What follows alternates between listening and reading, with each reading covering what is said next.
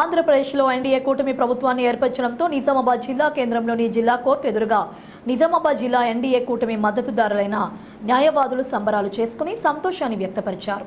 ఈ సందర్భంగా వారు మాట్లాడుతూ ఎన్డీఏ కూటమి భారీ మెజారిటీతో ఆంధ్రప్రదేశ్లో ప్రభుత్వాన్ని ఏర్పాటు చేయడం ఆనందంగా ఉందని, రాబోయే రోజుల్లో ఆంధ్రప్రదేశ్తో పాటు తెలంగాణని కూడా కేంద్రంలో ఉన్న ఎన్డీఏ ప్రభుత్వం అభివృద్ధి చేస్తుందని జోష్యం చెప్పారు. ఇటీవల దేశవ్యాప్తంగా జరిగినటువంటి సార్వత్రిక ఎన్నికల్లో ఇటు లోక్సభలో కావచ్చు, ఇటు ఆంధ్రప్రదేశ్లో మరియు ఒరిస్సాలో ఎన్డీఏ నాయకత్వంలోని ప్రభుత్వాలు ఏర్పాటు కావడంలోని ముఖ్యంగా ఆంధ్రప్రదేశ్లో ఇటీవల ఎన్డీఏ నాయకత్వంలోని తెలుగుదేశం, జనసేన మిత్రపక్షాల కూటమి అధికారం రావడం జరిగింది. ఇవాళ చంద్రబాబు నాయకత్వంలోని తెలుగుదేశం పార్టీ అధినేత ముఖ్యమంత్రిగా ప్రమాణ స్వీకారం చేయడం జరిగింది. ఇవాళ ఆంధ్రప్రదేశ్లో అరాచకాలు, అవినీతికి వ్యతిరేకంగా ప్రజలు చమర గీతం పాడి ఇవాళ ఎన్డీఏ పక్షాన గెలిపించి ఇవాళ ప్రభుత్వాన్ని ఏర్పాటు చేయడం స్వాగతిస్తా ఉన్నాము. ఎన్డీఏ న్యాయవాదుల పక్షాల ఈ గెలుపును ప్రజల విజయంగా భావిస్తాము. ఏదైతే ప్రమాణ స్వీకారం చేసిన చంద్రబాబు నాయుడు కూడా వారికి శుభాకాంక్షలు తెలియజేస్తున్నాము. అదేవిధంగా రాబోయే రోజుల్లో సుపరిపాలన ఆంధ్రప్రదేశ్లో అభివృద్ధి దిశగా ప్రభుత్వాన్ని నడిపించవలసిందిగా ఈ సందర్భంగా విజ్ఞప్తి చేస్తూ ముగిస్తాము.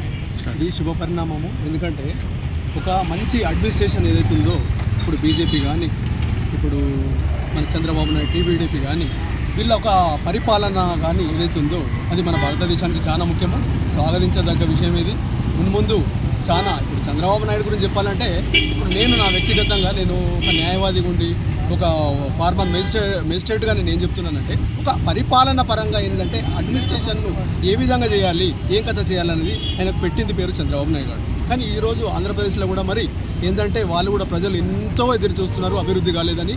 ఇప్పుడు ఏదైతే రాష్ట్రాలు విడిపోయినప్పటి నుంచి మరి సరైన అభివృద్ధి జరగలేదనే విమర్శలు ఇప్పుడు ప్రతిపక్ష పార్టీ ఎదుర్కొంది. కాబట్టి చంద్రబాబు నాయుడు హయాంలో మంచి అభివృద్ధి జరుగుతుందని చెప్పి మేము ఆకాంక్షిస్తున్నాం. ఎందుకంటే ఆంధ్రప్రదేశ్లో హైటెక్ సిటీ కానీ, వేరే అభివృద్ధులు కానీ, అడ్మినిస్ట్రేషన్ మంచిగా ఉంచడం కానీ చేశారు. కాబట్టి నేను 100% మోడీ సహకారంతో మరి ఖచ్చితంగా చంద్రబాబు నాయుడు అభివృద్ధి చేస్తాడని ఆశిస్తూ వాళ్ళకి నేను ఈ సందర్భంగా శుభాకాంక్షలు. ఏదైతే పోయిన నెలలో సార్వత్రిక ఎన్నికలు జరిగినాయి, పార్లమెంటుకు కానీ, మన ఆంధ్రప్రదేశ్ అసెంబ్లీ ఎన్నికలు కానీ, ఈ అసెంబ్లీ ఆంధ్రప్రదేశ్లో ఏదైతే బీజేపీ పార్టీతో తెలుగుదేశం పార్టీ, జనసేన 3 పార్టీలు కలిసి ఉమ్మడిగా అసెంబ్లీ ఎన్నికల్లో, పార్లమెంట్ ఎన్నికల్లో ఉమ్మడిగా ఎజెండాతో ప్రజల వద్దకు వెళ్ళడం జరిగింది, ఎన్నికల్లో పాల్గొనడం జరిగింది. వాళ్లకు భారీ ఎత్తున ఈ ఆంధ్రప్రదేశ్లు ఏదైతే లాయర్లు కానీ, డాక్టర్లు కానీ, ఇంజనీర్స్ కానీ, మేధావులు కానీ, వ్యవసాయదారులు కానీ, రైతులు కానీ, కూలీలు కానీ, మహిళలు కానీ, కార్మికులు కానీ అందరూ కూడా ప్రజలందరూ ఆశీర్వదించి కూటమి పార్టీకి, తెలుగుదేశం పార్టీకి అఖండమైన భారీ మెజార్టీ ఇవ్వడం జరిగింది. దాంతోపాటు ఏదైతే బీజేపీ పార్టీ కూడా పోటీ చేసిన స్థానాల్లో వారికి కూడా అఖండ మెజార్టీ ఇవ్వడం జరిగింది. పవన్ కళ్యాణ్ ఏదైతే పోటీ చేసిండో 21 100% పవన్ కళ్యాణ్ పోటీ చేసిన 2 ఎంపీలు, 21 ఎమ్మెల్యేలు కూడా గెలుచుకోవడం జరిగింది.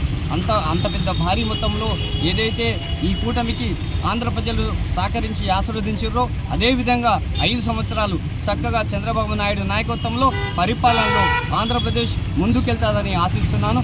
అలాగే రాజధాని లేని రాష్ట్రం ఏదంటే ఇండియాలో ఆంధ్రప్రదేశ్ మాత్రమే. అలాంటి రాజధాని లేని రాష్ట్రానికి, తల్లి లేని పిల్లలాగా ఉన్న ఆంధ్రప్రదేశ్ రాష్ట్రానికి చంద్రబాబు నాయుడు దిక్సూచిగా ఆంధ్రప్రదేశ్లో అమరావతిని ఏర్పాటు చేస్తారని తన ప్రమాణ స్వీకరణలోనే పేర్కొనడం జరిగింది, ప్రతిజ్ఞ చేయడం కూడా జరిగింది. కాబట్టి ఆ రాష్ట్రంకు 5 సంవత్సరాల్లో రాజధాని తప్పకుండా ఏర్పడుతుంది.